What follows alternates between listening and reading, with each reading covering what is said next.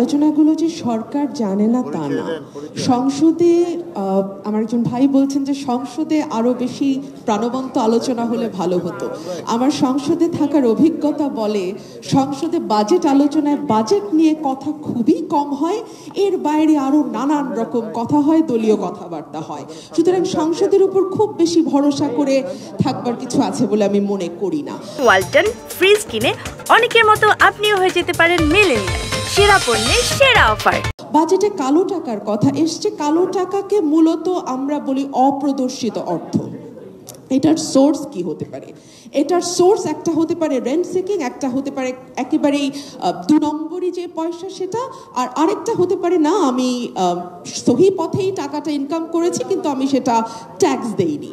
এখন আমি যদি সহি পথে টাকাটা ইনকাম করে থাকি সেটার ট্যাক্স দেওয়া আমি মনে করি যদি কোনো কারণে ভুল হতে পারে, আমি দেইনি বা আমার হিসাবে ভুল হয়েছে ইত্যাদি কোনো কারণে যদি হয়, তাহলে 15% না করে যেটা ট্যাক্সের যেই স্ল্যাবের মধ্যে আমি পড়ি সেই স্ল্যাবের যেই অ্যামাউন্টটা আমাকে দিতে হয় সেটা যদি হতো তাহলে ভালো হতো।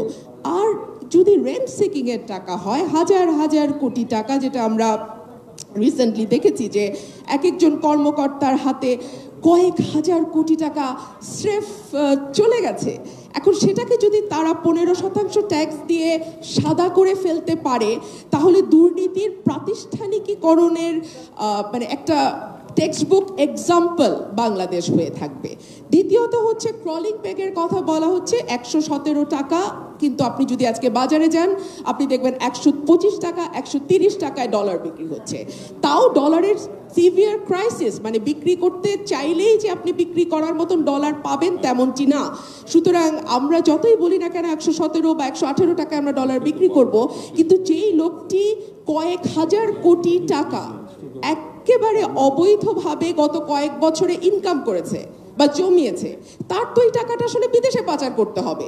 তার তো ব্যাংকিং চ্যানেলে পাচারের কোনো রাস্তা নাই, তাকে হুন্ডির পথে যেতে হবে। এবং সে 130 টাকা বা 140 টাকা পার ডলার হলেও তার আসলে কিছু যায় আসে না। সুতরাং আপনারা যদি মনে করেন যে এই ক্রলিং পেগ দিয়ে 117 120-এর মধ্যে থাকবেন, হ্যাঁ সেটা কাগজে কলমে হতেই পারে, যেমন কাগজে কলমে আমরা সংসদে বসে বাজেট নিয়ে বড় বড় আলোচনা করি না, বিষয়টি আসলে সেরকম নয়। সুতরাং এই ডলারের রেট যে কোথায় গিয়ে থামবে আমরা জানি না। 3 হচ্ছে মন্দ ঋণ। আমরা সকলেই জানি 1,82,000 কোটি টাকা হচ্ছে আমাদের স্বীকৃত মন্দ ঋণ, যেটা সরকার স্বীকার করে নিচ্ছে। আর অস্বীকৃত মন্দ ঋণ কত? অর্থনীতিবিদরা বলছেন এটি 5 থেকে 5.5 লক্ষ কোটি টাকা।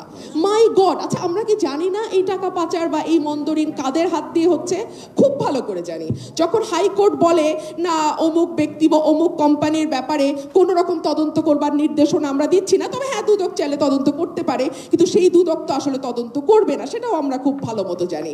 তো এই সকল কিছু জেনে শুনে আমরা কাগজে কলমে বাজেট নিয়ে আলোচনা করতে পারি, ভালো ভালো কথা বলতে পারি, অর্থনীতির তত্ত্ব নিয়ে আলোচনা করতে পারি, কিন্তু বাস্তবে গ্রাউন্ডে মাটিতে আসলে কতটুকু তার সুফল পাওয়া যাবে সেই প্রশ্নটা থেকেই যায়। ধন্যবাদ।